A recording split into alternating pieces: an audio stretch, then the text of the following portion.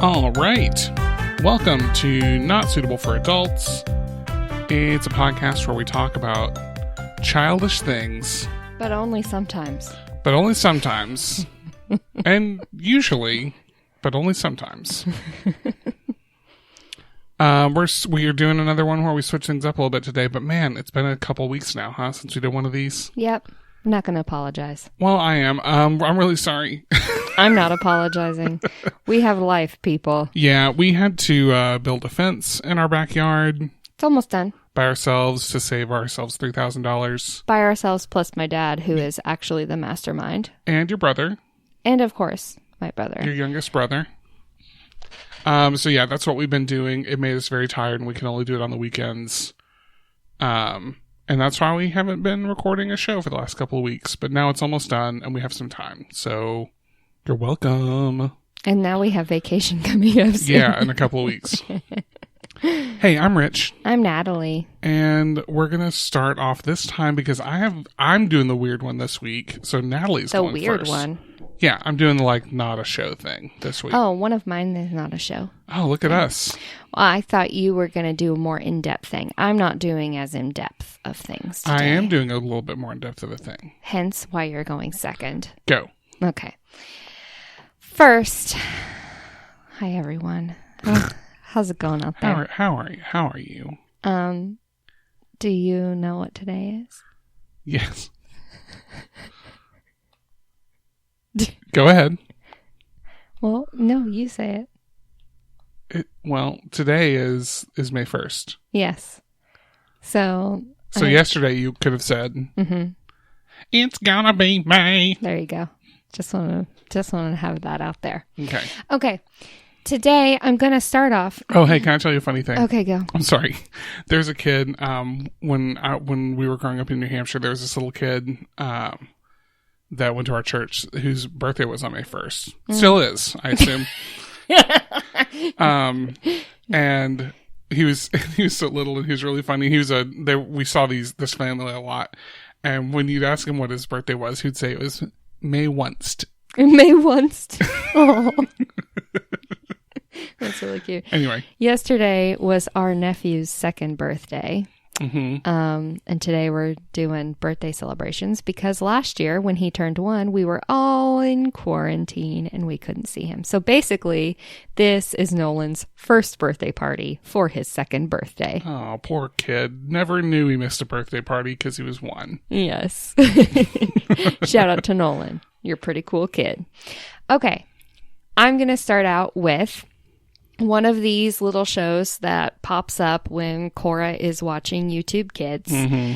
And the reason I wanted to point this one out specifically is because both you and I have been in the vicinity while this show has been playing. Yeah. And said, no thank you. So this show is called Wolfoo. Mm-hmm. And I actually do not have much research on it very much at all because it's one of those shows that's not really made in the United States. It's been dubbed over here. So there's not a lot of information about it other than it's about Wolfoo, his friends. He is a wolf. He lives in a tiny house with his family.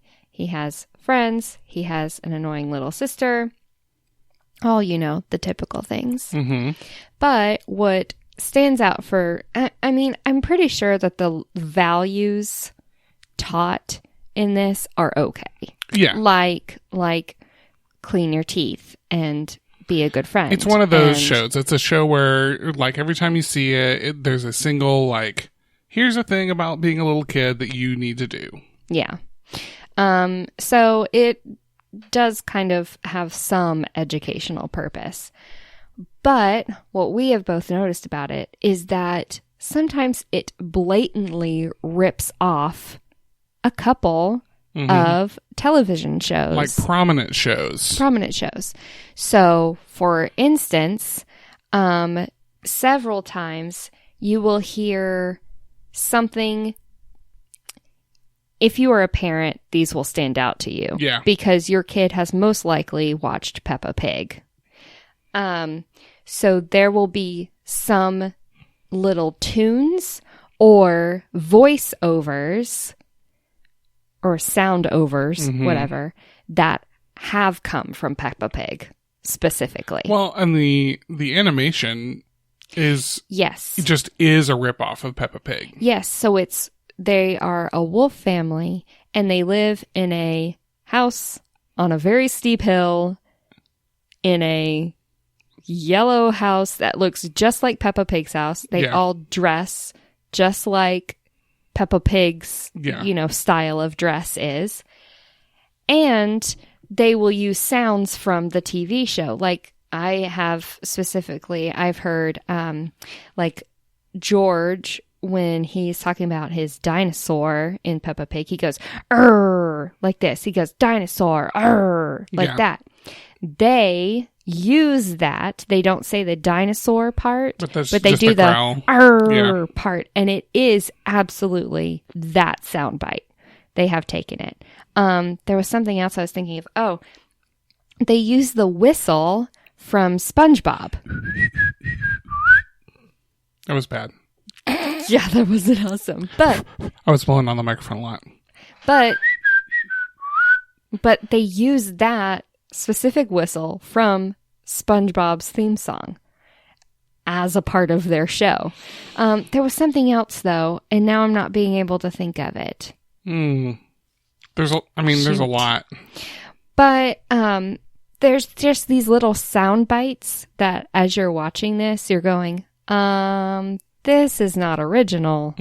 This is for sure coming from something else. Also, the whole premise of the show is Peppa Pig, just with wolves. And it's not the wolves from Peppa Pig, because there are wolves in Peppa Pig, like Wendy Wolf. But this is completely different characters. It's not a spin-off or anything like that. It's completely different characters ripping off these TV shows. Yeah.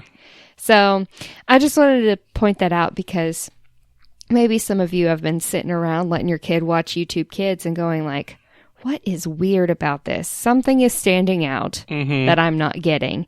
And it probably took me a second to go like, oh, because this doesn't go with this show. Right. And I know there's something else that I had in my brain a few seconds ago that now I'm not being able to remember.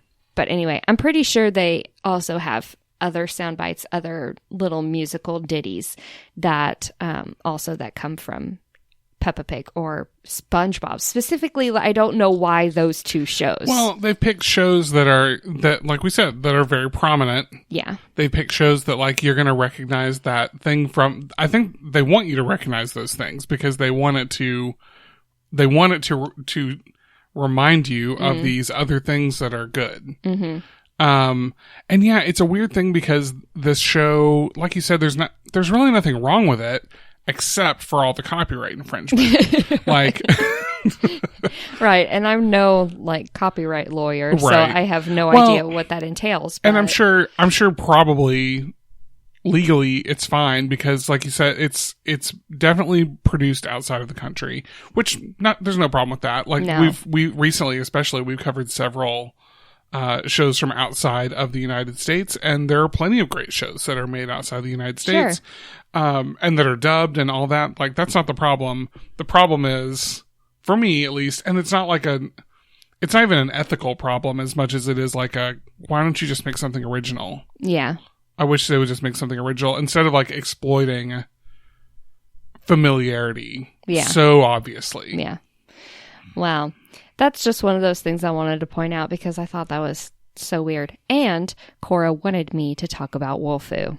Yeah, she asked us to. Yes. So that's me talking about Wolfoo, probably not in the way that she wanted me to talk about it because she does like it. She does like it, but I'm talking about it in the way that an adult would talk about it, which is copyright infringement.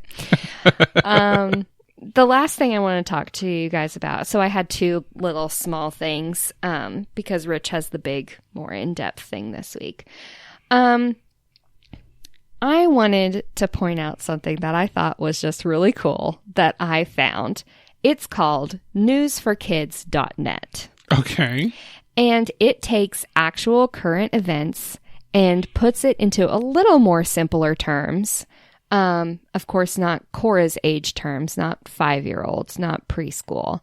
But in terms that kids would understand, and it lays out the news for them. And I just want to read a little snippet of it. And I tell you what, if I'm confused about something that's happening in the news, just give it to me. I'm going to newsforkids.net. It's literally the thing of like, explain it to me as you would a 5-year-old. Absolutely, 100%.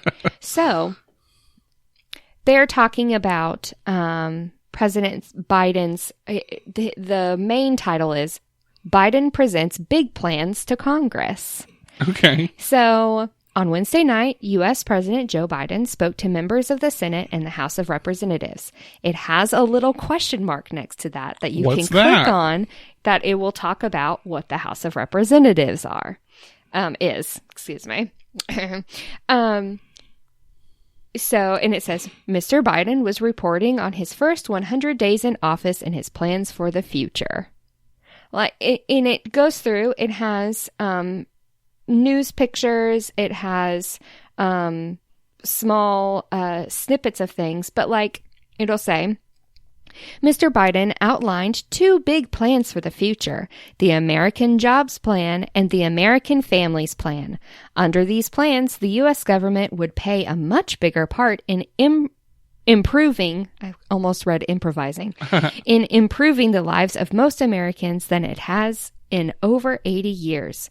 Both plans require a huge amount of money. To pay for these programs, Mr. Biden plans to raise taxes on rich people and large companies. I just like how it's setting, I don't know what this is affiliated with. I'm not sure if this is like politically. Who puts it out. Yeah, who puts it out, whatever. I like that they're taking news and they're putting it in simple terms for these kids out here that want to know what's going on in the world. Okay, I'm taking my phone off airplane mode, so it might crackle a little bit. Sorry. So this is newsforkids.net, and it has several different things. It has world news, U.S. news, science news, sports news, arts news, and then something called the news bag, which is just like a grab bag of news articles. Like people leave cave after 40-day experiment. Monkey plays video games with his mind. And then cows that eat seaweed pollute less. Oh. And I'm like, what? And I'm looking at that, I'm like, what in the world? Cows. But did you guys know that cows are a large source of greenhouse gases? Mm-hmm. I did not. And now scientists are saying that pollution from cows can be reduced by adding a little seaweed to their food. There you go. So it's just really interesting. If anybody, especially you guys out there that have older kids, I put it back on airplane, so that's You're good. Fine. Older kids out there that maybe for school they're supposed to report on some current events, or even just kids that are curious about what's happening in their world, check out newsforkids.net. I will probably go there when I am confused. Yeah, that is cool. I like that. I like that there's something out there for those kids. I think it's possible that there are. Well, this isn't a contradiction. I just want to make that so clear up front. Because like, I know that like I get bogged down and like tired by the 24-hour news cycle sometimes. Yeah. So there's a part of me that like, when you start talking about it, I'm like, oh, but I don't know if I want that for a kid, but there's kids who are who want to know about that. Absolutely. And so like having a resource for them is definitely a positive thing. Right. And then this also has, unlike our 24 news cycle that's happening right now, we have in this, from my scrolling through it, we can learn about Biden's plans. We can learn about the trial of, oh man, why can't I think of his name right now? Oh, Chauvin? Yes, thank you. We can learn about the results of that. And then we can learn about how seaweed can be given to cows. Like that's so it's not like it's a political thing. It's just here's a bunch of news. Right. And you can sort it, and it doesn't have a huge article right there. You can go like, oh, that looks interesting, and click on it, and then through it, it'll have a highlighted word or a question mark next to a phrase or something that you can click on it, and it'll give a definition, or it'll take you to another article that's about what the House of Representatives is. Right. So I'm just thinking, especially those in probably like middle school that are having to learn a lot more about government or world news or science news or anything like that. I like this. You don't have to have a subscription to this. It's just out there. I know there are probably other more reputable things as far as like Times. The Times has a section for kids, but I think you might have to subscribe to get all of those things. But anyway, I just really liked that quick little source that you can look to find, especially if your kid comes up to you and goes, "What is this all about?" Let's read about it together. Yeah, like that, exactly. Yeah. You can talk about it together, and that'll put it in a little bit more of a simpler words. Yeah, I like that. Yeah. Tell the people where to find it again. It was newsforkids.net. Let me find it again to just make sure that's 100%. Yes. Newsforkids.net. Yes. Not a sponsored. No, not at all. Not at all. Cool. I like it. Yeah. I dig it. Yeah. Is it time for us to pull over in Promoville? I suppose. All right. We'll take a quick break in Promoville. Knock it out.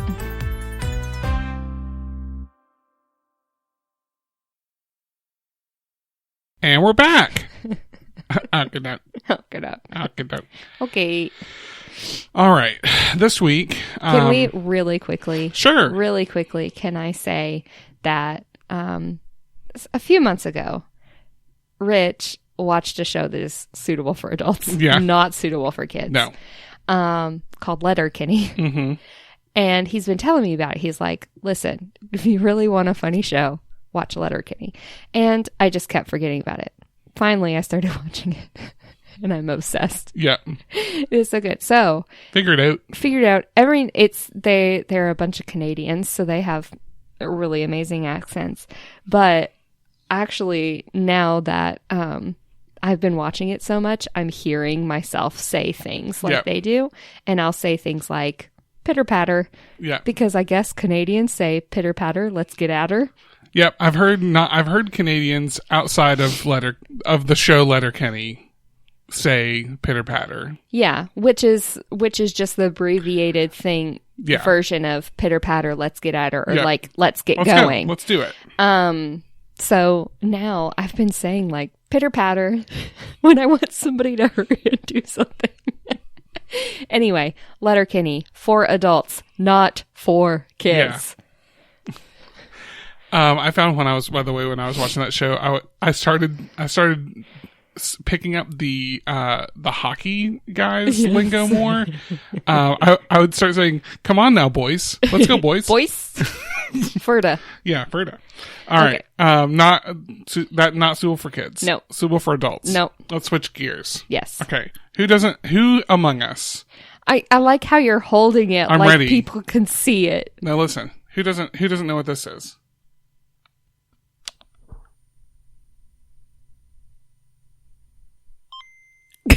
There it is. It took a second to go. Who among us? You want some ASMR? Oh, can I do one? Yeah. Here's a good one. Yeah. Today I'm talking about the Nintendo Game Boy. And I'm talking about the Game Boy for a specific reason, not just because I found it and because Cora's been asking about it and wants to learn how to... Here's what it is. I have a Game Boy Pocket. Natalie has a Game Boy Color.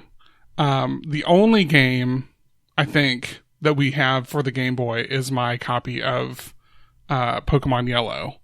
I have my copy of Pokemon Blue, but that cartridge is broken. There's somewhere there's a Tetris somewhere, Mario. I think. Oh, is there a Mario too? There's somewhere. Okay. Yeah.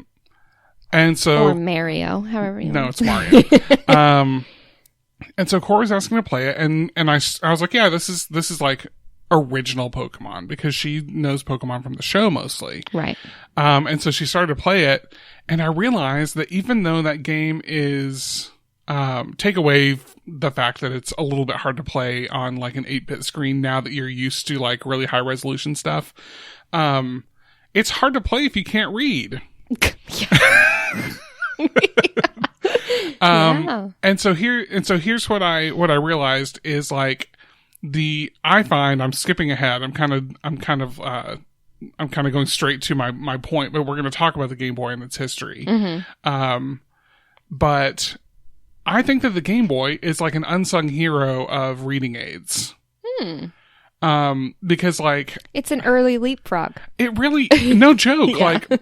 like playing Pokemon as a young kid, Mm-hmm. like once you've learned how to read and you sort of like are understanding phonics, Mm-hmm. playing Pokemon is like hugely helpful, because about half the words in there are names of Pokemon that are not real words. Right. Like That you have to sound out. you have to figure out how that word is pronounced. Mm-hmm. And so like I just, it occurred to me that like, man, not only like is it hard to play, like we're going to have to hold off for a second on if she wants to play original Pokemon, Right. but also, how much it like reinforces reading and the whole like early history of video games, and especially the Game Boy, because the Game Boy's not around anymore. Like, Yeah. which kind of, struck me in a certain way. Like I just suddenly realized as I was thinking about this, like, oh man, this part of my childhood isn't around anymore. It's sort of the legacy of the Game Boy lives on in some of what Nintendo does now, but it's not Right. around anymore. I mean, the Switch basically is like a super updated Game Boy. Well, yeah, and so yeah, I'll talk about sort of where I see like that evolution happen, but I want to go back to the beginning, to the OG Game Boy. A little sexist, if you ask me. There should be a Game Girl. Well, I mean, honestly, Honestly, you guys, I don't care that much. but also, I wouldn't be shocked if that's part of the reason there's not a Game Boy anymore. Yeah. Like, okay, so the Game Boy was first introduced in 1989. It was so Nintendo's kind of always been thinking about like, I am older than the Game Boy? yeah, by a year. Wow. Nintendo's kind of always been thinking about ways that it can innovate in gaming, which I think is really cool. Like a lot of the other console developers, just figure out a way to do what they have done before better, which is also Sure. good. Yeah. But Nintendo has always been kind of like, let's do something that no one else is really doing. Right. Let's try something different. And so there's actually, the Game Boy was designed by, a Nintendo employee, who designed a toy in Japan called the Ultra Hand. Ooh. And it was made by Nintendo. And it was this toy, that was like an expanding, it was like a lightsaber hand. Oh my It was goodness. like a toy you could put on your arm, and then it would extend your hand. You could extend it out and grab things with it. So you mean like what senior citizens use, those like, you know, when they can't reach something, they have that little thing that pinches things. Do you know what I'm saying? Yeah, it's basically exactly that. I'm going to show you. Oh man, it's so small. You can't even hardly see it. It's basically exactly that. Oh, I It see doesn't really even attach to your hand as much as much as you hold it. So it's a little bit grabber claw thing. It's a grabber claw thing, like for when older people can't bend down. Yeah.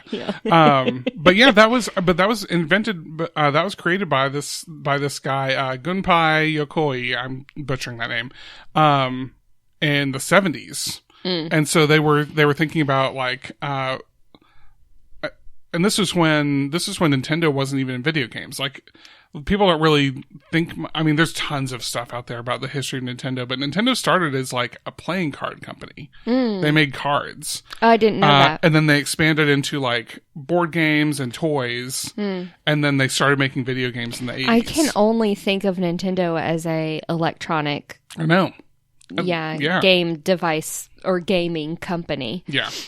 So, there was a shorter lived, handheld, Nintendo product called the Game & Watch. It was called Game & Watch hardware. I think that's a translation because it's like game and then like you're watching that kind of thing. Watching the game. I think that's right. And then they came out with this like more portable, Game Boy in 1989. What was the point of doing the grabber thing? Why did you talk about the grabber thing? Oh, I just thought that was an interesting thing about the guy who thought up the Game Boy. And he thought up the same thing. Yeah. I thought Nintendo saw this grabber thing. Like, let's make something that thing could use. Let's think of something it could grab and use and have fun with. No, it was just created by the same guy who created that thing. I missed that part. And I was just saying that I think it's interesting, like the progression of the history there. So anyway, 89, the old brick Game Boy, the giant Game Boy that those of us who grew up in the 90s remember. Yeah. That's when that came out. So they knew it needed to be small and light and inexpensive and durable, which I'm going to talk about durable more here in just a minute. And then they needed it to be like, they knew that it would need to be long lived because this was before, I mean, really even now, the consoles go like almost a decade before they ever switch out. So like, this isn't something like phones that turns over every year. Yeah. They knew it was going to have to like, people were going to buy one and stick with it and have it, and it needed to last for a decade. Yeah. Or I guess they didn't know like the longevity at that point, but they knew they needed to make it to last. And so they did that. They based the controls on the original NES controls, a few less buttons, but similar. And so that's how, so the Game Boy was born, and it lived in that iteration.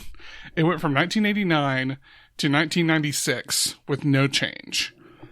If you wanted a Game Boy, you bought the gray brick. Or I think maybe there was a black version for a while, but it was the exact same thing. You bought the gray brick. It was in green and black, like that was the screen. It's just in basically two colors. All the way to 1996. And so I remember in 1996, the ads that came out, all of a sudden, like out of nowhere, they're like, hey, you know what? We decided to make the Game Boy more portable. And so they introduced the Game Boy Pocket, and the Game Boy Pocket is minuscule by comparison. Like it's half as wide and only like 2/3 as long. Do you have a picture pulled up of what you're calling the gray brick? Yeah. It's just this original. It's real big. That's not the what you have over there. No, this is okay. So the thing that I turned on before is a Game Boy Pocket. I see. Yes, okay. The one that when I'm calling the gray brick, it's like this long. I'm doing a mime with my hands that you all can't see. It's like that long and like that thick. Yeah. And so. Yeah, it was that forever. And so then these TV commercials come out about the Game Boy Pocket. And the appeal was... You could put it in your pocket. Yeah. Which you couldn't do with the original Game Boy. They should have called it the Game Boy Brick. Yeah. I think I'm really onto something now. Let's go back in time and fix that. So the Pocket comes out, and it's the same basic form factor. The shape is the same. It's just shorter and thinner. Right. And even like the screen works the same way. It's still black and white. Yeah. Sort of greenish and black and all that. And that lasts for a little bit. There's also a short-lived, in 1998, before the Game Boy Color came out in America. Actually, before the Game Boy Color came out at all, I think. Let me look at the timeline real quick. Yeah, that's right. In 1998, early 1998, only in Japan, they came out with the Game Boy Light. And the Game Boy Light had a backlight. so you could play in the dark, which you couldn't do with the other the other one, and you couldn't do again Yeah. until the Game Boy Advance SP, I think, way forward. Yeah. And so it used tons of battery, though. That was the problem. It was still on AAA's, and it would just burn through your battery. Yeah. Okay. Okay, so the Game Boy Light came out, and then the same year, 1998, the Game Boy Color came out, and of course, that was huge. The Game Boy Color came out in what month of 1998? 1998, it came out in Japan in October, and then November in the U.S. I wonder when I got mine, because I feel like I got mine it was for my birthday, and my birthday's in September, but it was when it came out. So I don't know if maybe it was just later in the year when I got it or something. Well, so the Game Boy Color was huge. It was very popular. It was about the same size. Yeah. It was a little bit thicker because it took AA batteries, but it ran in actual color and a little bit better resolution also. And so that was actually, I think it coincided with the release of Pokemon Yellow, the Pikachu edition, because that was you could play color games on the Game Boy. It would just be in black and white. Right. And you could play original Game Boy games on the color. It would just like choose a random color. Gotcha. Like it would just be in either black and white or like red. Yeah. Or something. And that's actually how, weirdly, I don't know how they did this, but like if you played, so I had Pokemon Blue on not this pocket. I had a different one that I lost at some point, and I bought this later. But I had Blue, and if you played Pokemon Blue on the Game Boy Color, the color was blue. Oh, okay. And if you played Pokemon Red, it was red. Oh, okay. And I don't know how they did that. Yeah, that's interesting. But so if you played though Pokemon Yellow, it was in full color and it was in a little bit crisper definition, and that was like revolutionary because that didn't exist. You didn't have anything in color that was handheld at that point. It came out later than I'm imagining. Well, I'm trying to imagine how old I was, and I always thought I was younger when I got it. Let me find out when the there was a Sega, what was it? Yeah, the Game Gear. I just want to make sure I was right about this, because I just said that there wasn't anything else in color that was handheld. Sega came out with the Game Gear, which was a direct competitor with the Game Boy. It came out in 1990 in Japan, 1991 in North America. And it was, listen, it was better. But it also came out 3 years later. No. 91 is... No, yeah, it came out. Okay, so here's what it was. It came out in 91. The Game Boy Pocket came out in 96, and the other one came out in 98. So I was wrong. It's the Game Gear was out before, but the Game Gear was gigantic. Oh, yeah. It was real big. So it wasn't as portable. So it was a better gaming experience than the Game Boy was. Right. But it wasn't it was technically portable, but it wasn't portable in the way that even the Game Boy was. You couldn't put it in your pocket. You couldn't put it in your pocket. It was bigger than the original Game Boy. It was real big. Oh, okay. And so it had more capabilities. You could play like Sonic on it and stuff like that. Anyway, I just wanted to make sure I was correct on that and to correct myself. So the Game Boy Color, sort of famously came out in that clear purple case. That was the one that everyone kind of wanted. You got the regular purple case, which is also very cool. But I don't know if you can see it here, but there's like a see-through sort of purple that was very popular. Yeah. And that was the way that the Game Boy lived for a bit. From 1998 to 2001, your Game Boy experience, if it was anything, was either an original Game Boy Pocket, or a Game Boy Color. In 2001, we got the Game Boy Advance, which was more like the Game Gear. It was like a screen in the middle and controls on the sides instead of controls underneath. I feel like that's like how the Switch is, right? Yeah, it's very similar in form factor, although the Switch is much bigger. Right. so you had the Game Boy Advance, and then later they came out with the Game Boy Advance SP, which was a flip open version, like a flip phone. Yeah. And then later, the last Game Boy that was created in 2005 was the Game Boy Micro. What year did you say? 2005 is when that came out. Micro. So the Game Boy Micro came out in 2005. It would play original Game Boy and Game Boy Advance games, and it was just little. It was basically the Game Boy Advance just in a smaller size that you could lose. Like, it was really little. It was easy to lose. And then Nintendo made Game Boys up through 2010, and that's when it was discontinued. And that's when we started switching over to and so in like 2005, around that time is when the Wii came out, which was like another huge innovation in gaming, which unfortunately like did the things that were cool about the Wii and new, like all the motion stuff, sort of have stuck around a little bit. But Nintendo didn't really chase them much beyond the Wii. Right. And then the Wii U, which was bad. I think people, I actually never played the Wii U, but I've only ever heard people complain about the Wii U and how bad it was. And then blah, blah, blah, years passed, and now we have the Switch, and everyone loves the Switch because the Switch is both. You can switch it. You can switch it. You can plug it into the dock and play it on your TV, or you can unplug it and take it with you. And now you don't need two things anymore. Right. You don't need a Game Boy and a Nintendo, which is kind of how it was. You have everything just in the palm of your hand.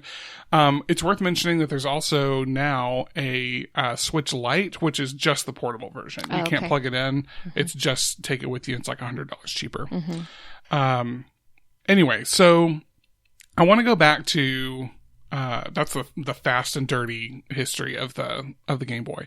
I want to go back to what I said about what was the durability. What was the word they used? Durability. Thank you. One, yes. 2, no. I just want to say that it's amazing to me because, like, if you go look and try and find, you can find totally working, and it's pretty hard to not find fully functional original Game Boys just out there. Like, you can get them. Hard to not find. Yeah, if you want one, you can find one. Meaning it's easy to find. Yeah. Yes. Because they were so well made, and they have lasted, and they look like they look like they're practically new, like they've barely been used. Yeah. And they're, over 30 years old at this point. And so, I remember reading, so I was, as a kid, when we were kids, there was a big, like, and I guess there still is to a certain degree, but, back then it was like Nintendo versus Sega instead of PlayStation versus Xbox is kind of the thing now. I don't care. I know. But when I was a kid, and I don't really either. I'm not a gamer. But when I was a kid, I was a Nintendo kid. I loved Nintendo stuff, and I thought it was cooler than Sega stuff. Like, I liked Sonic, and that was basically it. Sonic was the best thing Sega had. Yeah. And everything about that Nintendo made I liked. Yeah.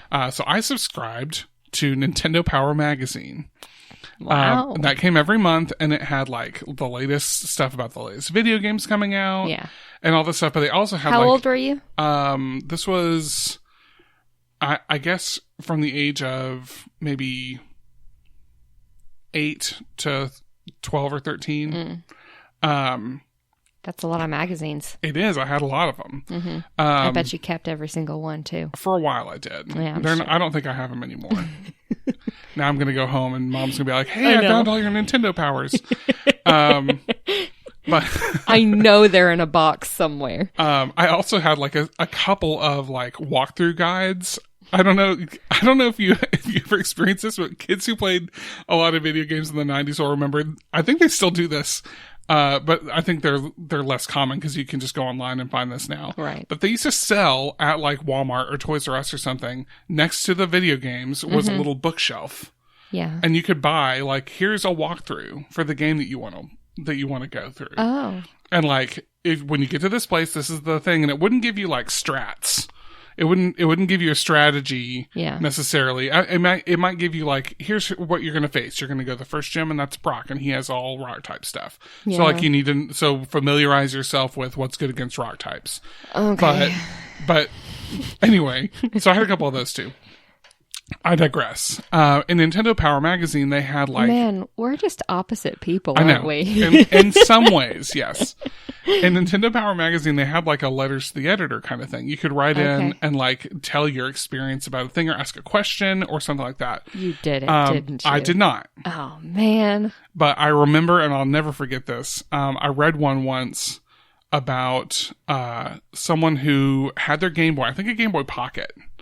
It might have been an original Game Boy, but I think it was a Game Boy Pocket. And they said they were on vacation somewhere and like sitting out on a balcony at this like really high hotel, and they were playing it.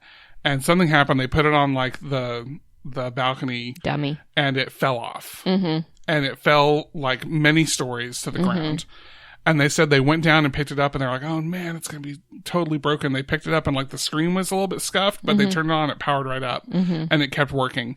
And they're like, we just want to see how cool, how amazing that is. And they're like, and Nintendo Power, whoever writes that column was like, yeah, we get stories like this every week. Like we get stories of people just thrashing on their Game Boys. Yeah. And they never, and can you imagine now, like, forget about phones. Like phones are a whole other Forget thing. about it. Forget about them. But I'm just saying, like, can you imagine like a Switch? If someone had their Nintendo Switch. Yeah. Like no one's gonna, first of all, you're gonna be much more careful with it because, well, I guess price wise, they're probably pretty comparable, but, well, I guess that's true. However much the whatever Pocket was at the time versus however much the Switch is at this time. Yeah. But as far as durability goes... Well, like, really the Switch, like, from a price standpoint is closer to what a Super Nintendo would have been at the time, I suppose. But, like, even still, I mean, even their regular consoles were like that. Like, they were built out of this super tough... resin plastic that wasn't going to come apart if you dropped it, which I remember was one of the things like, I don't know if I thought this at the time, but I remember thinking that like everything that Sega made was very, slick and black plastic, but like you could see the seams and it felt like you could take it apart. Yeah. And like, I don't feel that way about like looking at this Game Boy next to me. Like I can see where I could take the screws out and take this thing apart, but like if I was just like gonna try and smash it and take it apart, I just don't think I could. It feels still super solid. Yeah. Like it's not going anywhere. Anyway, I don't have a whole lot more to say about the Game Boy. I thought it was worth mentioning, one, because they don't make them anymore, and that makes me sad. But it's a thing that is suitable for kids, and you can still get like a good used one for not a lot of money. And so, I want to encourage parents, to think about some of these older like handheld systems as a reading aid. Like, I guess I'm thinking about how, and we talk about this a lot, how we're like not 100% not the people who are like, limit the screen time. Like you don't want your kids just always 100% head down on a screen, but also like it's not evil. It's not, there's good stuff out there that you can put in front of your kids. Yeah. Our opinion. And I think that this is one of them. I think you could pick up a Game Boy Pocket or a Game Boy Color or a Game Boy Advance and on the not too expensive and some old games. And that's like a reading aid that's also fun to play. So if you've got kids that are like 7 or older, it's perfect for them. Yeah. It's a perfect thing for them to be able to just pick up and play. They just take regular batteries. You don't have to like charge them. You don't have to charge them. Like maybe that's wasteful, but yeah. But I mean, they're easy to maintain and all that kind of stuff. And it's a lot better than, I mean, you'd be a lot more comfortable giving your kid a Game Boy Advance, and then they're like going to go sit on the toilet and try and just sit there forever like our kid does. She sits in there and she watches this old phone that we have, and every time she drops, we're like, oh, Because she does drop it every time. Our kid likes to go sit on the pot and look at an electronic device, and I wonder where she gets that from. Me too. It's a mystery. You suck. Y'all, I'm in and out. I am in and out. But these two people that I'm living with, they make their home in that room. Well, anyway. That's all I have to say about the Game Boy. I just want everyone to remember it and keep it in their memories and in their in their hearts. Remember, keep it in your memory. Keep a Game Boy in your heart. Is what I'm saying. Keep it secret. Keep it safe. Oh man. Okay, this has been another episode of Not Suitable for Adults. We got to get ready for a birthday party, yo. We do. We're heading to a birthday party here in just a few minutes. But before we go to that, I just want to say... before we go... I just want to say thank you to Shad Worrell for creating our theme music. He's really cool, and you can find him over at soundcloud.com/shad-worrell. And as always, there will be a link to that SoundCloud in our show notes. Let's see. Do we have any other... things? Do you guys know that you guys can get merch? Hey, there is merch. I was wearing my Promoville t-shirt the other day, and my mom looked at me and said, "What is that t-shirt?" I said, "Oh, it's from our podcast. It's about Promoville." And she went, "I didn't know you had merch." And I was like, "Well, I don't think you super listen all the time. But also, we don't talk about it enough. We don't talk about it enough also, yes. Yeah. So we're on TeePublic. So I think if you just go to teepublic.com/notforadultscast or... obviously we don't talk about it enough. For sure. There's a link to... There's definitely a link to our TeePublic shop at podchaser.com. So if you go find us at Podchaser, there's a link to that on our page. And yeah, we have shirts with both our logo on it and also a Promoville shirt.